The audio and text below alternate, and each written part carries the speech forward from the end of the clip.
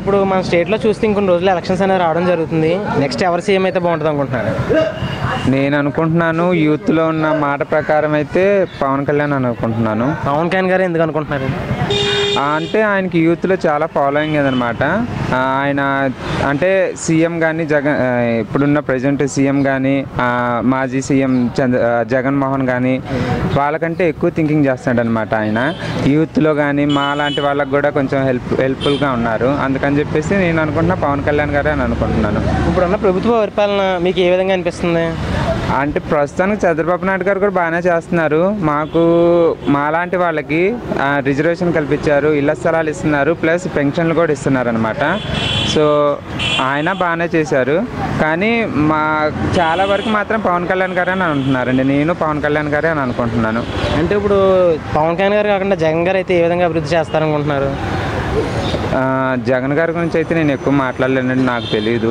అంటే పవన్ కళ్యాణ్ గారికి అనుభవం తక్కువ కదా అని చెప్పి కొంతమంది అభిప్రాయపడుతున్నారు. దానికి మీరేమంటారు? అనుభవం తక్కువ అంటే ఆయన ఫీల్డ్లోకి వస్తేనే కదా అనుభవం పెరిగేది. ఆయన ఇప్పుడు అంత లేనిదే ఆయనకి యూత్లో అంత ఫాలోయింగ్ ఉండదు కదా. సో ఆయన ఒకసారి ఫీల్డ్లోకి రావాలి, ఆయన తెలుసుకోవాలి. ఫీల్డ్లోకి రాకముందనే చాలా మటుకి ఆయన చాలా పథకాలు అంటే ఏర్పాటు చేస్తున్నాడు అనమాట. ఇప్పుడైతే నా యూత్లో అయితే మంచి ఫాలోయింగ్ కాబట్టి ఆయనకే వచ్చిద్దేమో అని నేను అంటే ఇప్పుడు 2014లో పవన్ కళ్యాణ్ గారు టీడీపీకే సపోర్ట్ చేశారు. ఇప్పుడు మళ్ళీ ఆయన స్వతహాగా ఎలక్షన్స్లోకి వస్తున్నారు. దానివల్ల ఎందుకని అది 2014 గురించి నాకు మీకైతే పవన్ కళ్యాణ్ గారే మళ్ళీ ముఖ్యమంత్రి అయితే బాగుంటుందని మీరు బాగుంటుందని నా అభిప్రాయం. అంటే ఇప్పుడు చూస్తే కేఏ పాల్ గారి గురించి మీరు ఎప్పుడైనా విన్నారా? విన్నాను. అదే ఆయన కూడా ప్రజాశాంతి పార్టీ అని చెప్పి పార్టీ పెట్టి ప్రజల్లోకి వస్తున్నారు. దాని గురించి మీకే?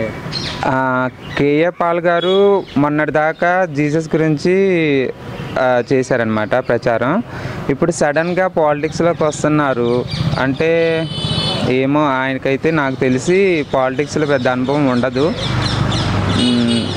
అంతే. గెలిచే అవకాశం ఉందంటారు ఆయన? No chances. సరే, thank you. If you like the video, please like us and subscribe Tollywood Nagar.